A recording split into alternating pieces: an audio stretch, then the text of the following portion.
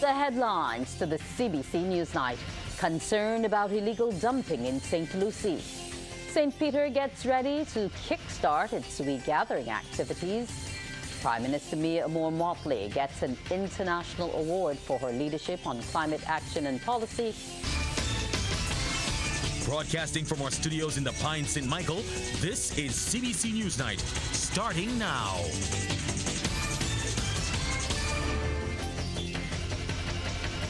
Good evening and welcome to the CBC Newsnight. With the details, I'm Wendy Burke.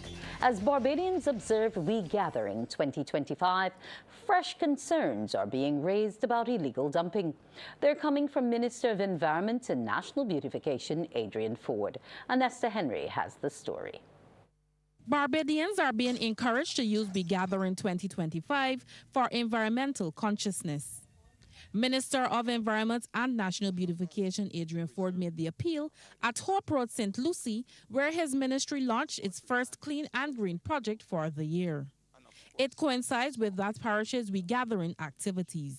It hurt my heart as I traverse this rusted, beautiful parish, St. Lucie, to see old fridges at the side of the road, discarded in the most maladaptive way ever in Barbados. It hurt my heart to see an old stray dog at the side of the road just out there by persons who should know better.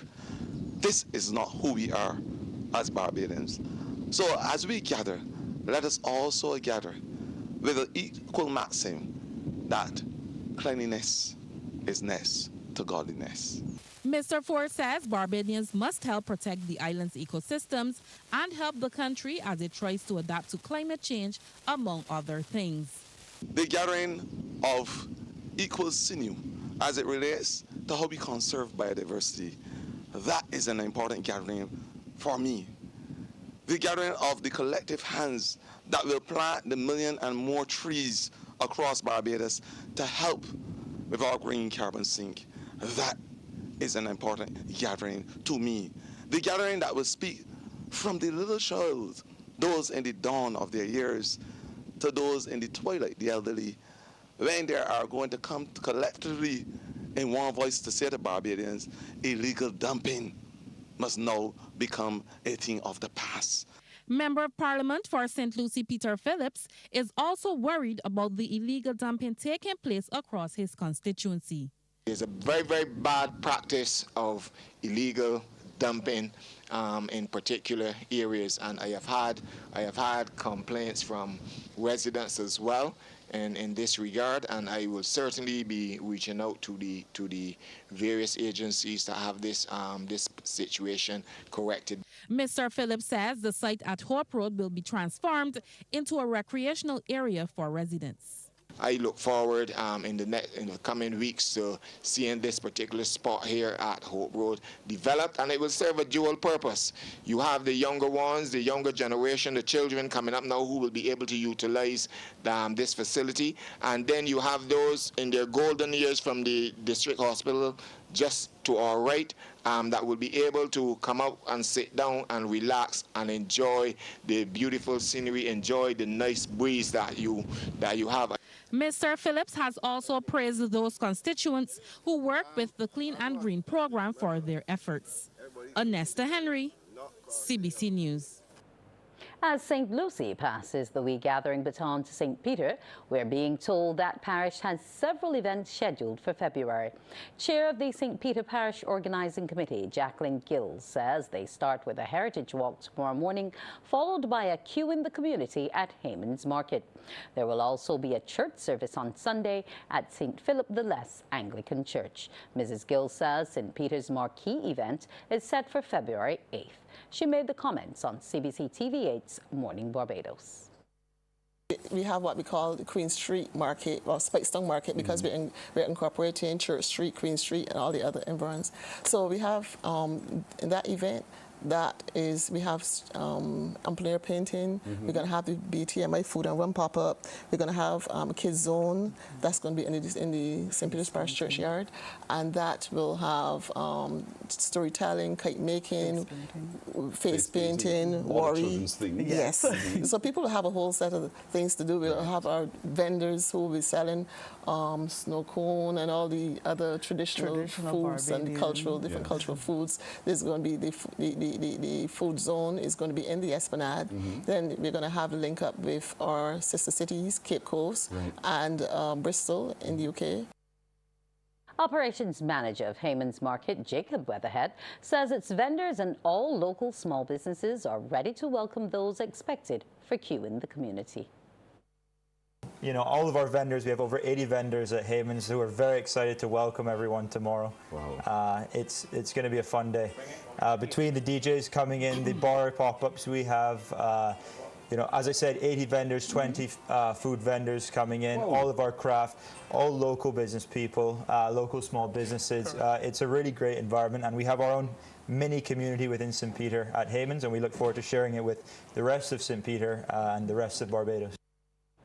6 months after Hurricane Beryl devastated Barbados' fishing industry, government continues to work around the clock to rebuild it. Chief Fisheries Officer Dr. Shelley Ann Cox says they're working on a strict timeline to complete specific repairs before the next hurricane season. Work has started for the repairs on the breakwater. The contractor, C.O. Williams, has begun to put down a causeway, a road, to facilitate the heavy machinery. Many persons would have seen the rocks on Spring Garden as well. That's the armored stone that will be used to repair the breakwater.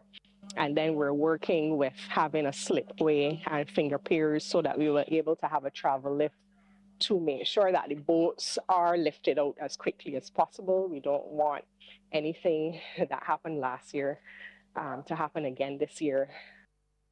Boat Captain Ryan Bourne says he appreciates government's efforts, including the business, but wants another area prioritized. Our major issue is getting somewhere to haul up the boats, getting something to haul up the boats. That will be our main issue.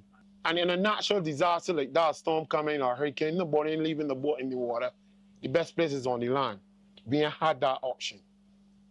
You understand? That's one of the things that the government seriously. Okay, giving back 25% on repairs to get the boat back in the water is fine. Giving back 25% on a new boat is fine. That's getting back boats. But then if something like this happen again, another storm comes, we back at square one.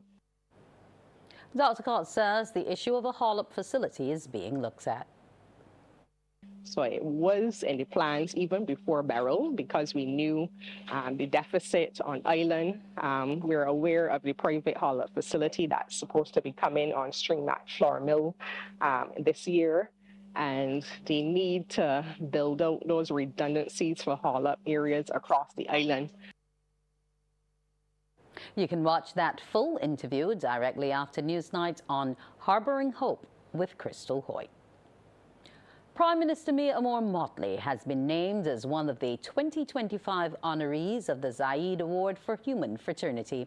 She is one of 3 honorees, including 15-year-old health innovator Heman Bekil, the award's first youth honoree, and the humanitarian organization World Central Kitchen, founded by Chef Jose Andres. Prime Minister Motley was selected by the judging committee for her leadership on climate action and policy, having launched the Bridgetown Initiative in 2022.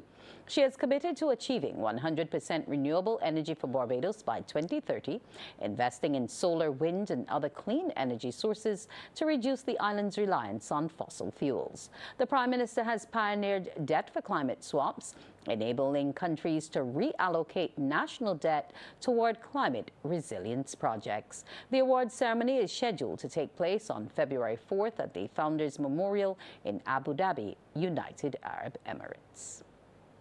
More changes in Barbados' business sector take effect tomorrow. That's when the Corporate Affairs and Intellectual Property Office, CIPO, will be absorbed into the new entity, Business Barbados.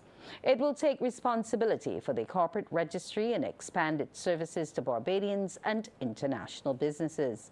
Minister of Energy and Business, Senator Lisa Cummins, says the move is not just a name change. The end goal is to ensure Barbados is the place to do business. We have heard Barbadian businesses and business people and the global business community all talking about the challenges in doing business here in Barbados. We as a government, we have heard and we have answered. And we're answering with a completely reconstructed approach to CAIPO and doing business in the country that is customer and people focused. So while we've done the heavy lifting to create a new entity that is Business Barbados, and we've done that over the last year, in the coming weeks now, we will be focusing on the immediate things, the front of line things, the things that are in front of us all the time that are bugbearers to the business community. How do we get to start looking at those fresh things with fresh eyes that we consider easy to resolve? And so there are a number of things that we have already talked about that should be simple and immediate areas that we can implement and get going without any further delay. Coming up, concern about another invasive pest. Yet another invasive species has been spotted in Barbados. It's called a hammerhead worm. The pest eats mainly snails and slugs. My Director of Biosecurity Studies at the UWI, Dr. Kirk Douglas, tells us it can cause problems for humans if not properly handled. Please be advised some viewers may find some of the video in this story disturbing. The worm was first seen in Barbados in 2021. Dr. Kirk Douglas says it's leech-like in appearance and can grow to a foot in length. The formal name is called a hammerhead flatworm. It's of the scientific genus Bipalium, or Bipedium. Yeah. And so they are large predatory land planarians. And what that means is that these particular animals, invertebrates, they prey on other invertebrates such as snails and earthworms. So they are not going to harm humans directly. Found in damp areas of the garden or fields, they can carry diseases which are harmful to humans. There is a possibility that some of them might be infected with a particular parasite called Angiostrongylus cantonensis, also known as the rat lungworm, and this can cause meningitis, eosinophilic meningitis in humans. So not the worm itself, but in some cases, if it's carrying and it's infected with the parasite, persons are exposed to that, then they increase the risk of them contracting that disease. Dr. Douglas says the important thing to note is the pest should not be touched or cut into pieces. You do not handle it with your bare hands or your bare feet, and if you're outside, just be careful, vigilant. Check your shoes and be regular, sanitary practices that you would practice, perhaps not wearing shoes inside the house, those types of stuff, and playing in the dirt. For kids, especially young kids, because, they like to put their hands in their mouths. What the worm does is actually can vomit the contents of its stomach, and that can cause a little irritation. So just be, careful with them. They're not anything to fear in particular, but like any other pest, to be wary, vigilant, and know how to reduce any risk of potential exposure. Experts believe the pest, which is native to Florida, arrived through horticultural trade. A play written in 2019 is set to open at the Daphne Joseph Hackett Theatre next month. It is He Used to Love Me by award-winning playwright and actress Nikita Holder. Trevor Thorpe says the play is hitting the stage with support from the National Cultural Foundation. I keep replaying last night over and over in my head. The playwright and actress is inspired by the response and energy surrounding the rehearsals. She recalls the entire exercise started nearly 13 years ago. Ms. Oda says it's not an easy task and is hoping for sponsorship to secure the longevity and continuity of the production. To finally get here after winning this award from the National Cultural Foundation for NIFCA, because I entered a piece called Evolve in 2019. We're in 2025. And to finally be here in the final stages, rehearsing, in meetings, you know, just getting everything together. It is hectic, but it's fun and is an adrenaline rush because doing this is no easy task. There's a lot that goes into it, especially when it comes to the finances and being able to put together production of this magnitude. But I am so grateful. I have a great team. And finally, Hughes to Love Me is coming to the stage on February 14th to the 16th at Daphne Joseph Hackett Theatre. The playwright says the concept of the play is broad-based, noting the cast brings real-life situations and conditions to the presentation. I would say it's universal. I wouldn't say it's Caribbean. I mean, we are Caribbean women, but I don't want to limit it to it being Caribbean. It can be anybody from any culture or background can relate to this story. So I would say it's a universal theme. The show will open with a matinee for schools. We want to put something different on stage. Let me just be real. We want to put something different on stage, something that you probably may not have never seen before. And the thing about it is that I didn't want it, yes, we're talking about love and loss and relationships and different situations, but I didn't want it to be so harsh. So the women, we laugh. There's comedy, they're dancing, we're singing. We're just trying to let's show people that, yes, we're going to go through things in life, but there's so many different ways to look at a situation. It doesn't always have to be all dead and dreary. There are other ways to deal with what we go through in life. The actress and playwright says she is learning a lot from the exercise, which she hopes will also help the cultural business sector going forward. Trevor Thorpe, CBC News. Funds raised by local churches through various events are needed to help maintain buildings and finance their outreach programs. This explanation from priest in charge at the St. James Parish Church, the Reverend Beverly Seeley Knight. She made the comments as the church prepares for its annual Harvest Garden party on the grounds of the church, Old Town St. James, tomorrow. Trevor Thorpe reports.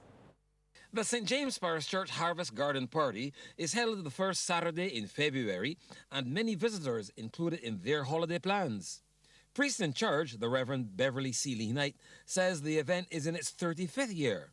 We have the Mini Education Center that allows us to interact with students, and they have an opportunity then to be further schooled if they need any assistance with their homework, math, English, reading, that's available. And even if they need a safe space to just do their homework after school, it's provided there in our Mini Education Center.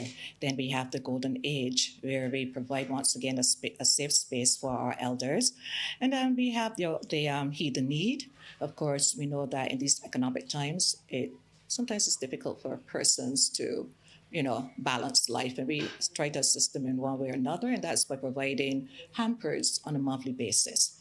The Anglican cleric says the Harvest Garden Party is open to everyone and a welcome place for craftsmen. We invite a number of local craftsmen, artists, etc., to display their goods or to have an opportunity to advertise their goods and make some sales.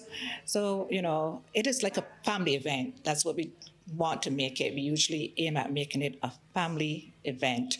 This year, we are very, very happy to have assisting us members from the Advanced Youth Corps. They're going to be there today and tomorrow. So definitely appreciate their enthusiasm and their willingness to help us out. Some new elements have been either introduced or reintroduced to the event this year. We brought back the tombola that was out for about 2 years, so the tombola will be back on stream. And we are going to be having a petting zoo. So we're adding those to our usual fare. A number of cultural as well as theatrical events are also on the cards for the Harvest Garden Party this year. Trevor Thorpe, CBC News. Sports is just ahead. Time now to join Anne-Marie Burke in the Sports Centre. I believe it's news of cricket. Yes, Wendy. Not so good news, however, as an excellent bowling performance on day 3 by Guyana Harpy Eagles led to an easy 10-wicket win over the Barbados Pride in their first round Cricket West Indies 4-day championship match at Providence in Guyana today.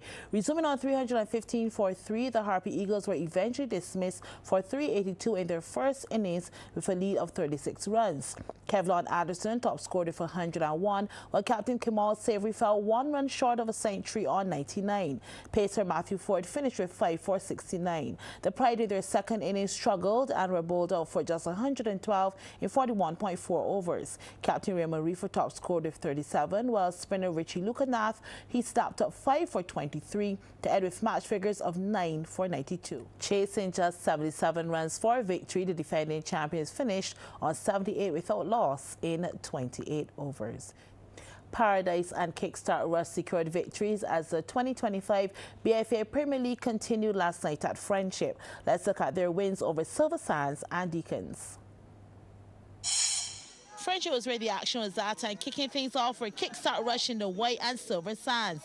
And getting the ball rolling where the boys in green, Shavari Greenwich-Lewis collects the ball and makes a run for it before slotting it home in the 15th minute. But the celebration will be short-lived as a minute later, Kickstart will come rushing back.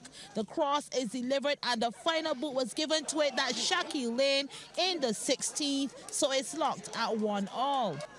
And that's the way it stayed until deep in the second half before Kickstart stamped their authority. The cross finds the head of Chris Williams and they add another to their rap sheet. It's now 2-1. Kickstart will add another. Carl Hinkson on the right flank looking to advance the ball, but Mario Bryan comes in with the hard tackle and Hinkson is brought down in the box. So you know what that means. A penalty was awarded and Hinkson does not waste it into the left pocket to give Kickstart the 3-1 victory. The nightcap saw Deacons in the orange bibs and Paradise, the calm before the Paradise storm as the teams parade onto the field. And we would have to wait until 27 minutes in before the goals were on the sheets. Putting his name there first was Mark Bushell, beating 2 defenders and the keeper, Paradise with first dibs. They would have to add another from Roger Collins before this free kick will prove fruitful. It's off the head of Joshua Brown, and with that, Paradise are up 3-0. And they weren't done yet. Second half and the goals kept coming. Controlled nicely by Collins, who sends in the cross, and Kamani Cox makes it count. Paradise in the driver's seat. Paradise were relentless, and here's Romario Savory. And again, Cox is the man in the right place at the right time to put a 5th pass to Deacons' custodian. The script is just about written. Well, not before Deacons would get a consolation goal. The player is down, and the ref points to the spot. And Keon Atkins is the man, and he scores, but all too late as Paradise were the victors, 5-1 over Deacons. I take my pause here. When I return, I'll tell you how our Davis Cup tennis team is faring in Colombia. Back to you, Wendy. Thank you so much, Anne-Marie. Up next on CBC's Newsnight, the Business Report.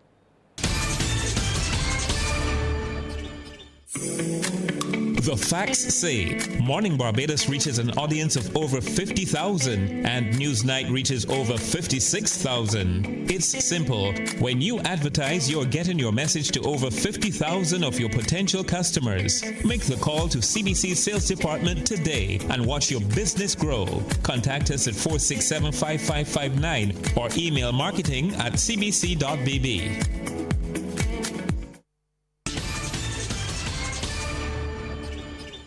In tonight's business report, the Central Bank of Barbados is supporting the move by commercial banks to shorten banking hours.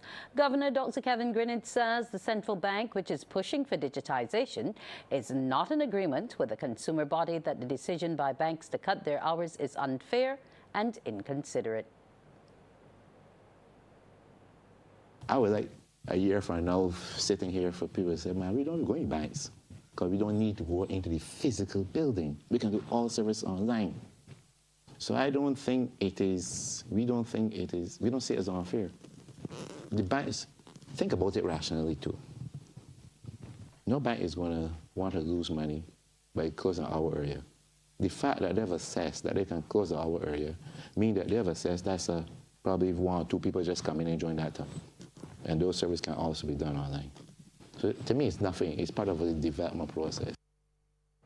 For From tomorrow, February 1st, all CIBC branches will close at 2 p.m. with the exception of one branch which will open until 3 p.m.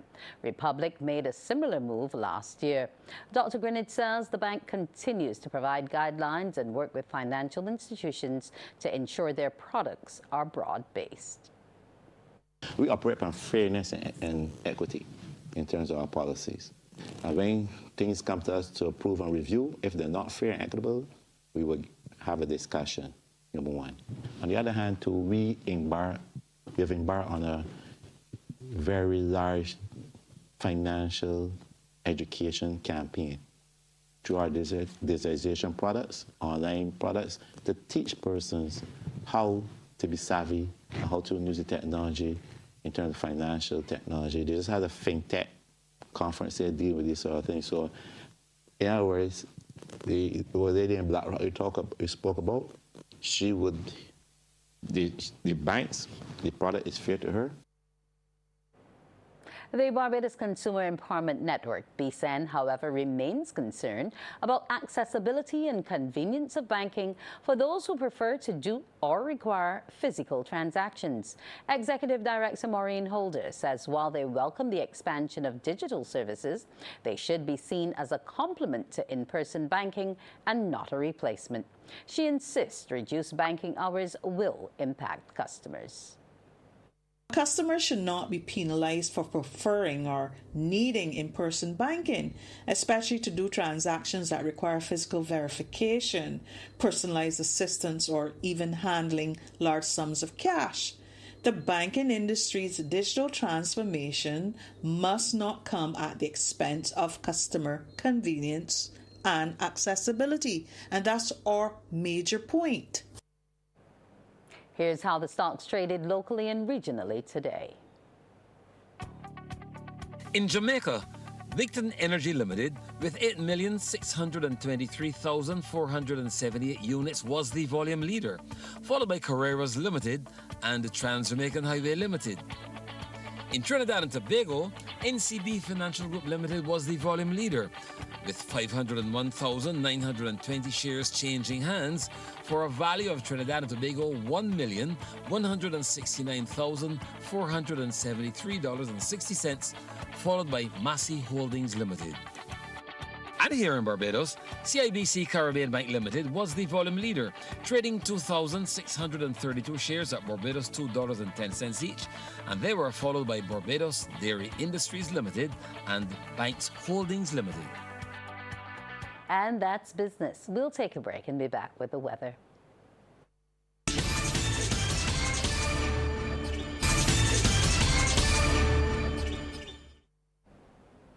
And we say good evening to Carrie Ann O'Neill, who will share with us what lies in store.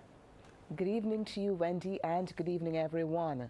Well, the high-pressure system is the dominant feature. As a result, we had mostly sunny skies during the afternoon. But early this morning, a trough system maintained a few showers. Now, the winds across the region, they are moderate to breezy. They're peaking at 24 knots. The seas, moderate to rough in open water. We do have a small craft as well as high surf advisory in effect. The maximum temperature, 30 degrees Celsius. At present, the temperature stands at 26 degrees Celsius. The relative humidity, 73%. The winds are coming in from the east. We take a look now at some atmospheric conditions across the region, where those warm temperatures are ranging from 25 to 27 degrees Celsius. The humidity shows it's relatively dry across most of the islands, except for Trinidad, and those winds are moderate across the region. We take a look now at our satellite feed, where we do have the high-pressure system as the dominant feature. As a result, dry and stable conditions prevailed here in Barbados during the afternoon. A trough system maintained some showers earlier today. We had up to 5.6 millimeters of rainfall. Now, similar weather conditions also prevailed across most of the other islands. The winds are peaking at 24 knots for us here in Barbados, and those seas moderate to rough in open water, with swells peaking at 3 meters. We are urging small craft operators as well as sea bathers to exercise caution. Now later on tonight, the high-pressure system will maintain partly cloudy skies along with just a few light showers. Further south, afternoon showers prevailed across the Guianas, and over in the Western Caribbean, instability maintained showers across most of the islands. Well, that's our first look at the weather. After the break, we'll have the forecast. Welcome back. In the forecast for tomorrow, the sun is expected to rise at 6:24 and will set at 5:59. Now, the first high tide is expected at 3 minutes after 6 in the morning, low tide at 11:45 a.m. The seas moderate to rough in open water with swells peaking at 3 meters. We are urging small craft operators as well as sea bathers to exercise caution. The winds are coming in from the east and they're peaking at 35 kilometers per hour. For us here in Barbados tonight, we can expect partly cloudy skies along with just a few light showers. And over the next 3 days, a mix of sunshine, clouds, and showers can be expected.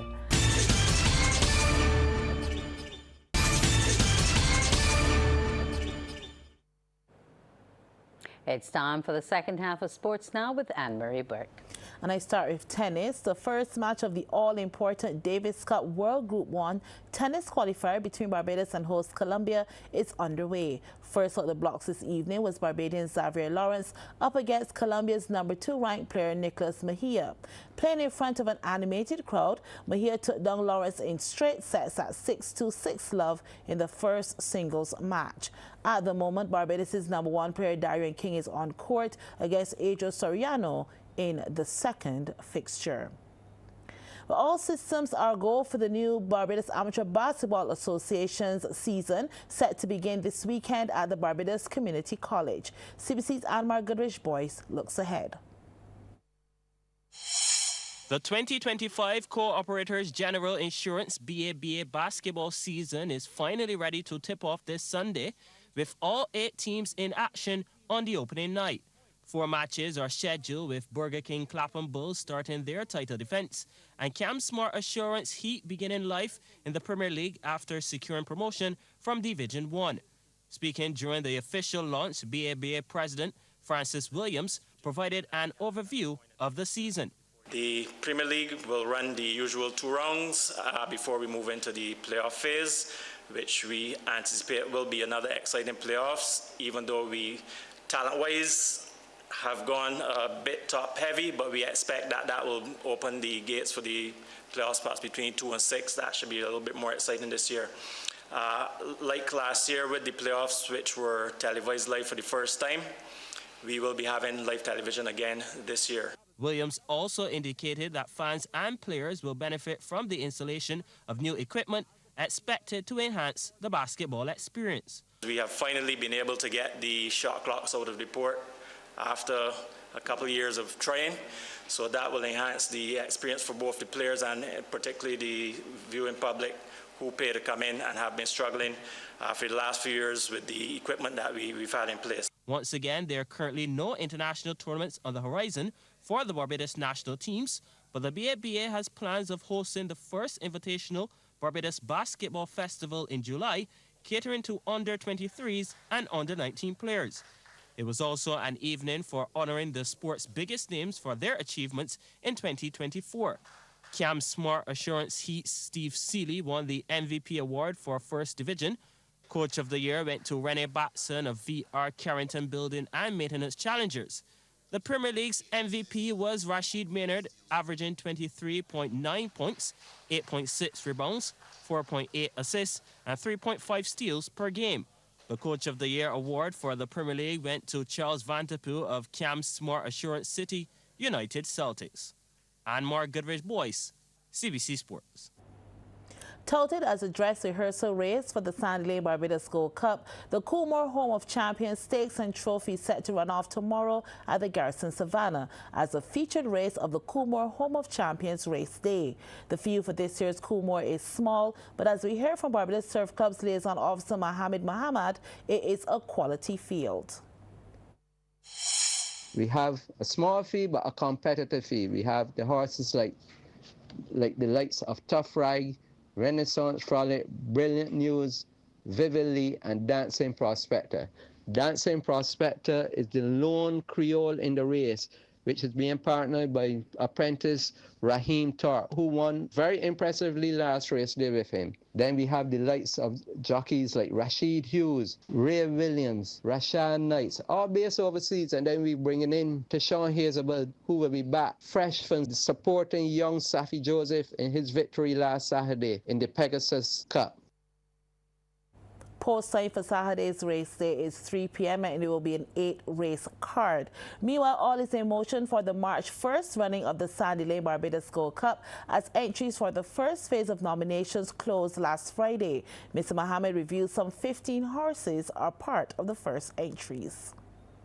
At the first stage, Sir David Searsburn is being flown by Renaissance Frolic and Brilliant News. Also, we have one Creole in Dancing Prospector. Mr. John Chandler is hoping to emulate the likes of Incitatus and Federico of previous. We have Jerry the Nipper, who ran second up to Saturday against Smoking Tea, all from the Gay Smith barn. Last year's winner, Portfolio Company, is also nominated. Then we have the likes of the Trinidadian-owned horse, the Goddess Knight, coming for the John O'Brien barn. Then we cannot leave out the local horses are also nominated.